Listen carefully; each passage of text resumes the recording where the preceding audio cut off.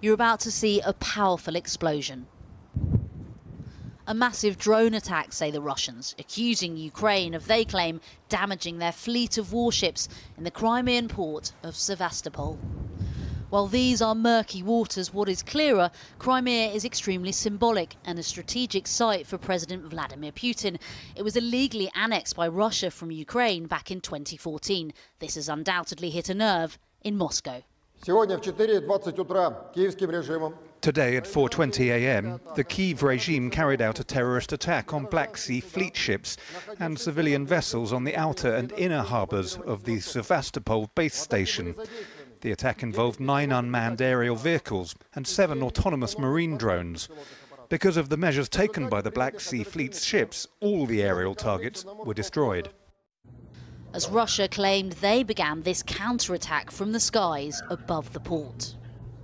While Ukraine have not admitted any involvement, as they rarely do on claims made by Russian authorities in Crimea, this video appears to show an unmanned naval vessel.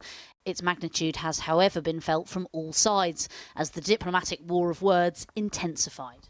Without providing evidence, Russia then singled out British troops, accusing them of being involved not only in today, but in last month's attack on the Nord Stream gas pipelines.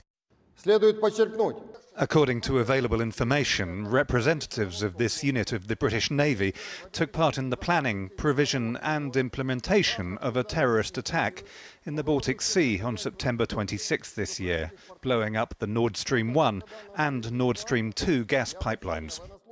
And in a stormy exchange, the UK's Ministry of Defence responded. This is about as on the nose as it gets in military speak, accusing Russia of resorting to peddling false claims of an epic scale to detract from what they called their disastrous handling of the illegal invasion of Ukraine. More uncharted waters now lie ahead. Well, Ukraine has accused Moscow of engaging in yet more primitive blackmail. Our Foreign Affairs correspondent Porrick O'Brien is in Dnipro. Porrick. Jackie, some of the more reliable pro-Russian military telegram channels are reporting today that one of the ships that was struck in what Minnie was talking about in the report there, that one of those ships was called the Admiral Makarov. Now, that's the flagship of the Russian fleet in the Black Sea.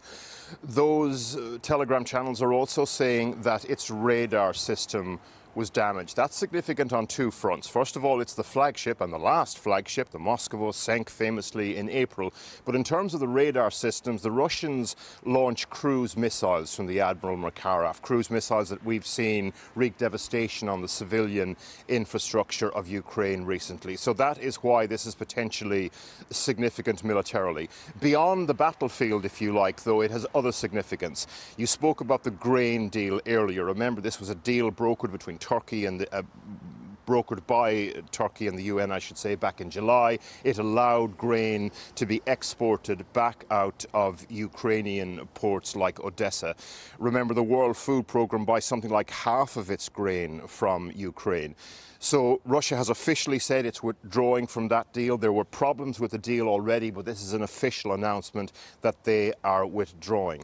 And that is a big issue for particularly developing countries. Expect in the weeks and months to come more talk, warning of food crises and potentially famine in developing countries. All right, thanks very much. Well, meanwhile, Ukraine has warned citizens to expect even longer blackouts after more energy infrastructure was damaged by Russian attacks. Officials have urged millions of refugees not to try returning until after the winter to avoid putting strain on limited resources. But after months of war, some have managed to go back for a few days to see relatives.